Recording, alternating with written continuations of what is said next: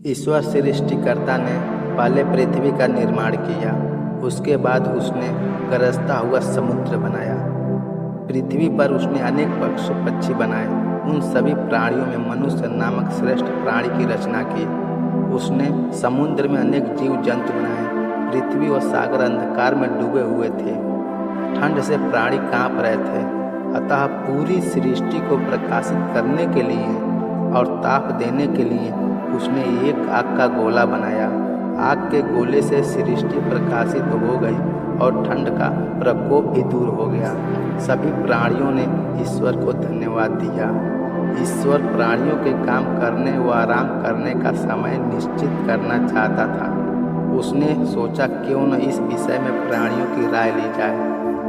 उसने सभी प्राणियों की एक सभा बुलाई। तब ईश्वर ने बहुत ही स्नेह से सभी को संबोधित करते हुए कहा, मैंने तुम्हारे लिए सृष्टि की।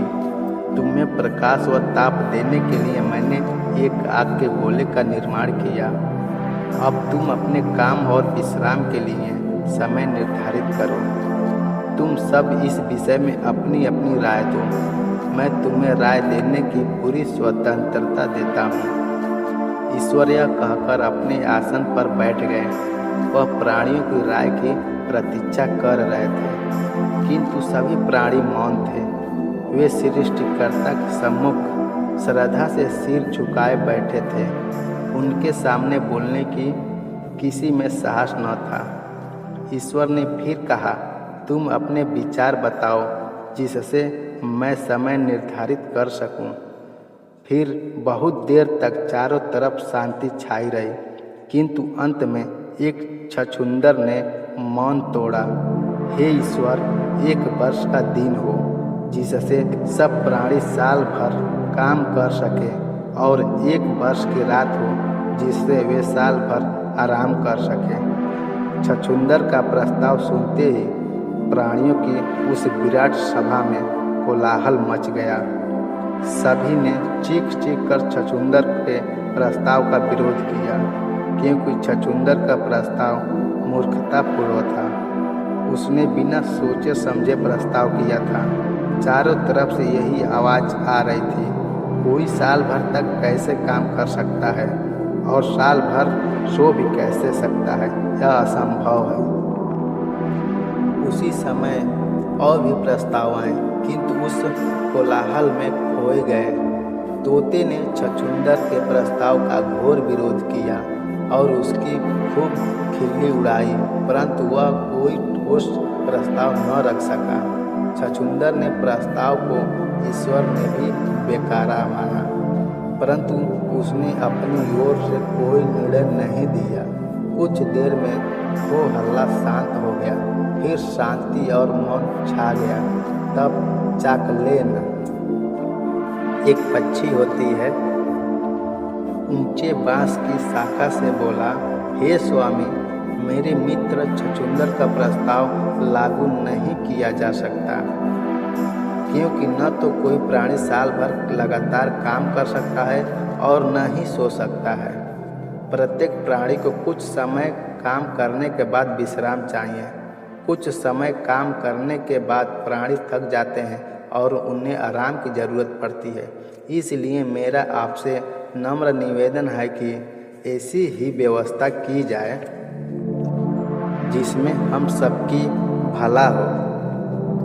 ईश्वर ने चाकलेन की बुद्धिमत्तापूर्ण प्रस्ताव के महत्व को समझ गया। उसने चाकलेन की बुद्धिमत्ता से प्रसन्न होकर उसे संसार में भविष्यवाणी करने के लिए नियुक्त किया। इसके बाद ईश्वर ने मुर्गे को बुलाया और उसे आज्ञा दी, हे मुर्गे, जब दिन भर काम करके तुम थक जाओ तो तुम बोलो, सबके साथ तुम भी सो जाओ, और जब तुम आराम कर चुको और अपनों को ताज़ा महसूस करो तो तुम फिर बोल दो। तुम्हारी यह आवाज़ रात की सीमा होगी। सूरज फिर लौट आएगा और लोग अपने काम पर लग जाएंगे। तब से आज तक मुर्गा सुबह भी बोलता है और शाम को भी बोलता है। जिससे उससे बोलने की यह माना जाता है कि सुबह हो गई और रात हो गई, यही कारण है।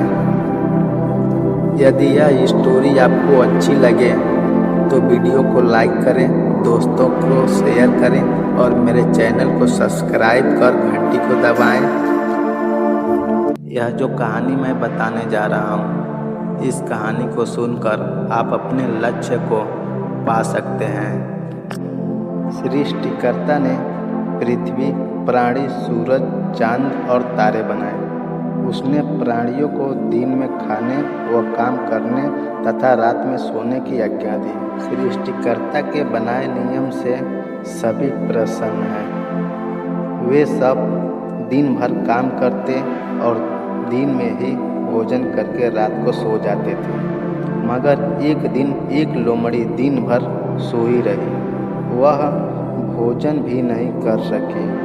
आधी रात के समय उसे भूख लगी और उसकी नींद टूट गई। वह भूख के मारे जोर जोर से चिल्लाने लगी। जब भूख सहन नहीं हुई तो वह एक अखरोट तोड़ने लगी।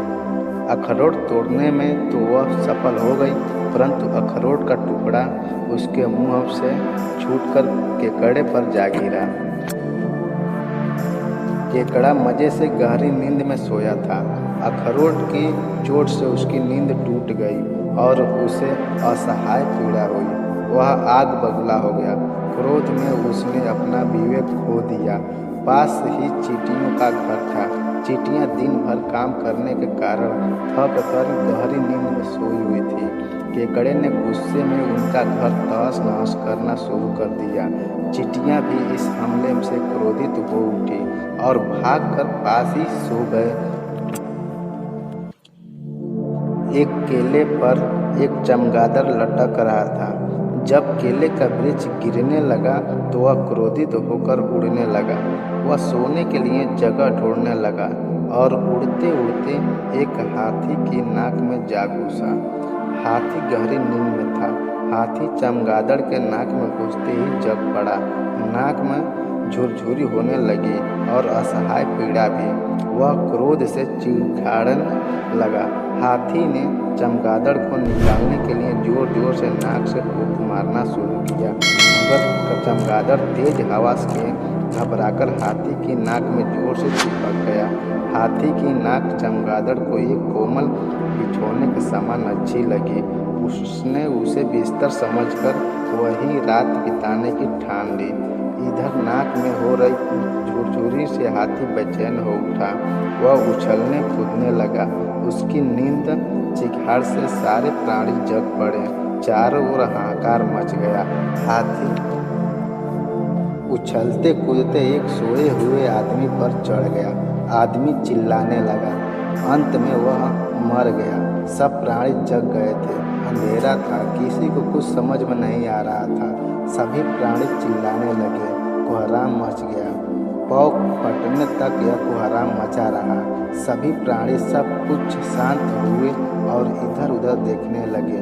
उन्होंने देखा कि सारे प्राणी जगे हैं, केवल एक आदमी सो रहा है। सब उसके पास पहुँचे और उसने जगाने लगे। यह संसार की पहली मौत थी। वे नहीं जानते थे कि वह मर गया है। वे उसे जगाने के लिए फिर चिल्लाने लगे। एक बार फिर कोहरामच मच गया। इस शोर को सुनकर पृथ्वी पर आना पड़ा ईश्वर को। उसके आने से सब प्राणी शांत हुए। चिल्लाने का कारण पूछा। उन्होंने कहा कि हम इस आदमी को जगा रहे थे। तब ईश्वर ने, यह कभी नहीं जगेगा, इसे हाथी ने कुचलकर मार डाला है। उन्होंने हाथी को बुलाया तथा मनुष्य को मारने का कारण पूछा। हाथी अभी भी दर्द से बेचैन था और उसकी आंखों से आंसू बह रहे थे। हाथी ने उत्तर दिया, हे स्वामी, मैं आदमी को मारना नहीं चाहता था। भला मैं उसे क्यों मारना चाहूँगा?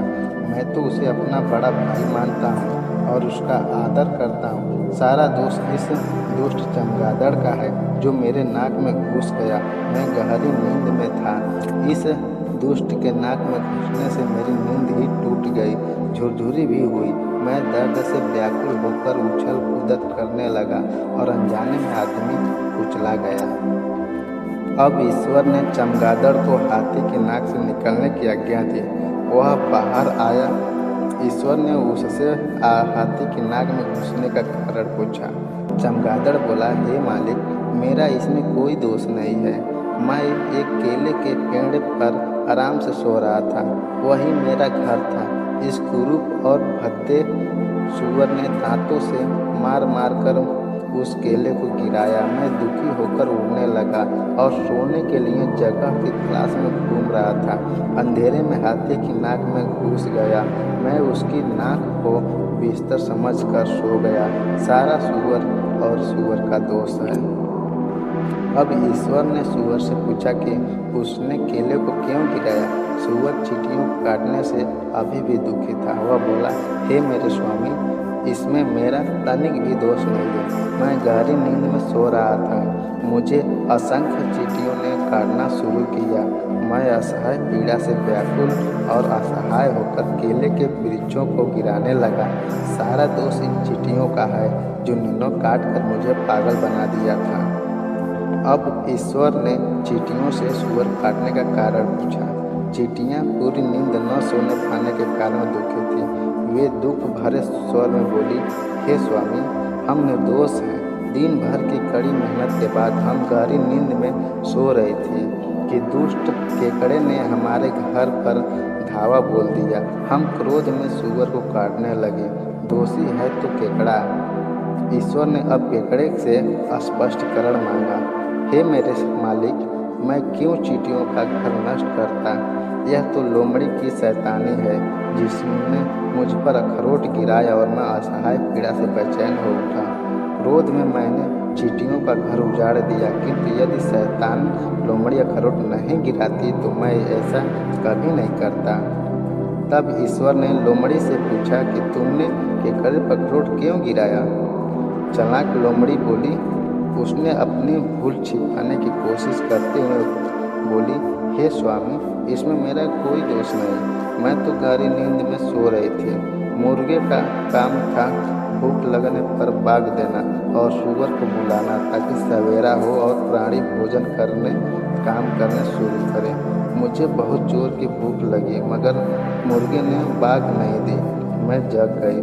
भूख चिल्लाई, तब भी मुर्गा नहीं बोला। भूख से बेचैन होकर मैंने अखरोट तोड़ा जो केकड़े पर जा गिरा। मुर्गा ही इस मौत के लिए दोषी है। हे स्वामी, इसे ही दंड दीजिए।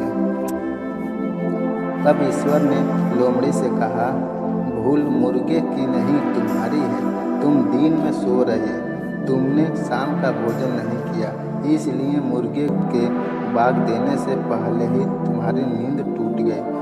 तुमने रात में खाने की कोशिश करके मेरे बनाए गए नियम तोड़े हैं, इसलिए संसार में उपद्रव हुआ, पहली मौत भी हुई। सारे प्राणी फिर चिल्लाने लगे।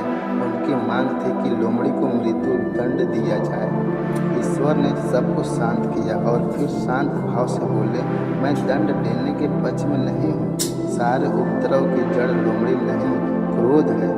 यदि केकड़े, चींटियाँ, सूअर, चमगादड़ और हाथी ने क्रोध नहीं किया होता तो ये विवेक नहीं खोते।